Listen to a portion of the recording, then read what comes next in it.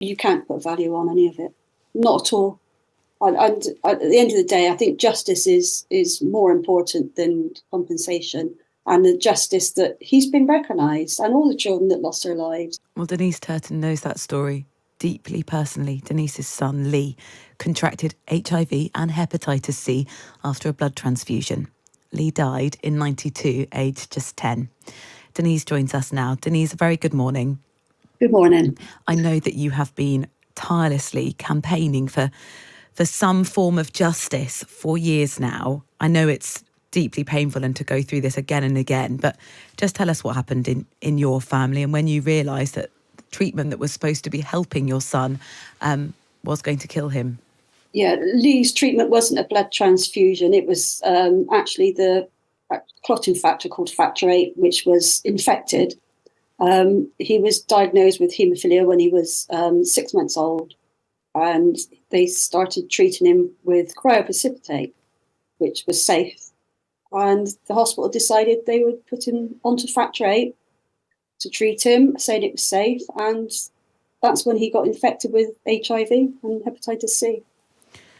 When they told you about that infection, was there an acknowledgement of fault or of blame at the time? No, they called us in. Well, they didn't call us in. We went in for a routine checkup with him, and they said Lee's HIV positive. That we didn't know they tested him. We didn't know they were doing tests on his blood to check him. And they said, we know as much as you know. And that was the conversation. That was the end of it. They just walked out and left it at that. I mean, I was so angry, just so angry, because we'd already been asking for months beforehand how safe the treatment was, because we'd been hearing a lot of things coming over from America and in the press and everything, and we were told it was safe.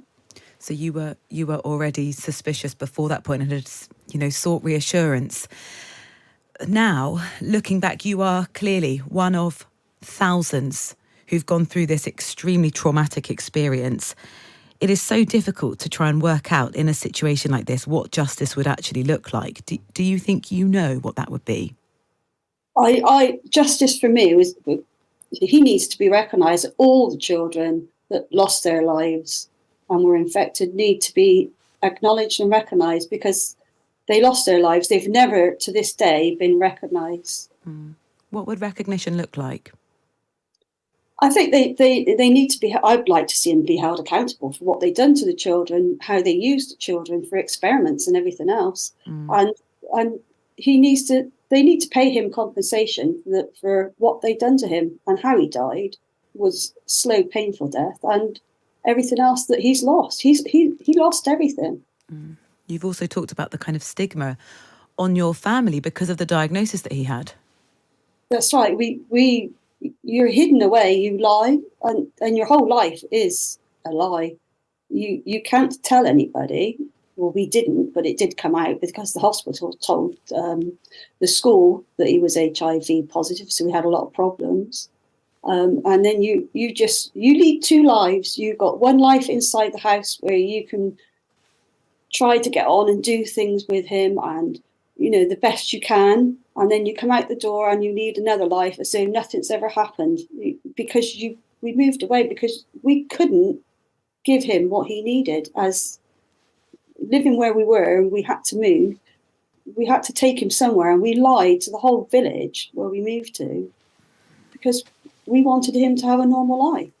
And that's it. That is your whole life. And then after he passed away, your whole life, the rest of it, you're lying to protect your other children. The public inquiry into this concludes in a couple of weeks' time. Do you have confidence that it's going to give you some of the answers that you've been looking for?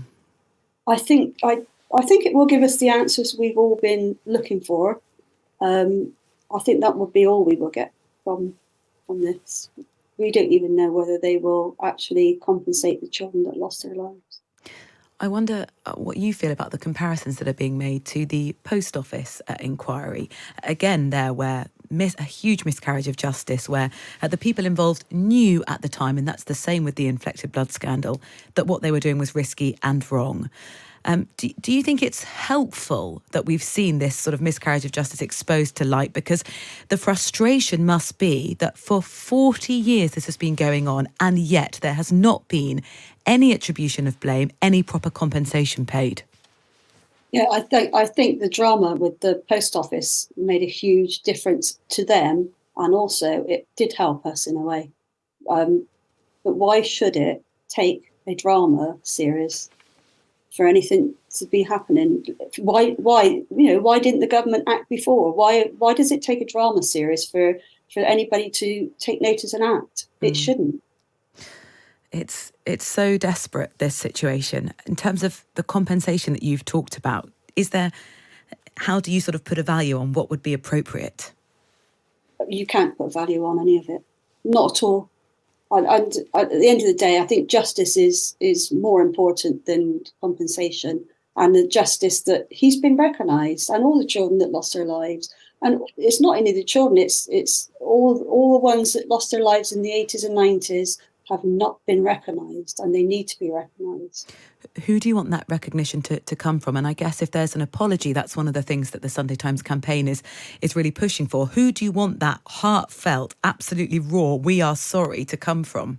Well, I don't know, because I don't know if I do want an apology, because when the lawyers from the government were asked what they were apologising for a year ago, they couldn't answer. They didn't know what they were apologising for.